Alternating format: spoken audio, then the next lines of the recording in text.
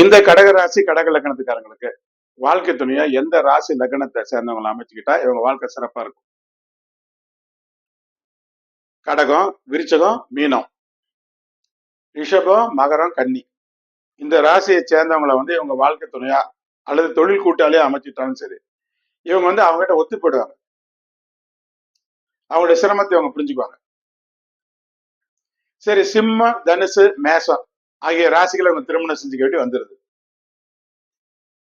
அப்ப என்ன ஆகும்? சிம்ம தனுசு இவங்க ரெண்டு பேர்கிட்ட வந்து இவங்களுக்கு வந்து ரொம்ப அபிப்பிராய பேதம் ஏற்படும். சிம்மம் தனுசிட்ட வந்து இவங்களுக்கு ரொம்ப அபிப்பிராய பேதம் ஏற்பட்டு போயிடும். இவங்க சமாளிக்க முடியாது. ஆனா மேசத்திட்ட வந்து எந்த பிரச்சனையும் வராது. நடைமுறையில் நாங்க பாக்குறோம். மேச ராசி வந்து கொஞ்சம் இவங்களோட குணத்துக்கு தகுந்த மாதிரி கொஞ்சம் ஒத்து போகக்கூடிய தன்மை, விட்டு கொடுத்து போகக்கூடிய தன்மை உள்ளவங்களா இருப்பாங்க.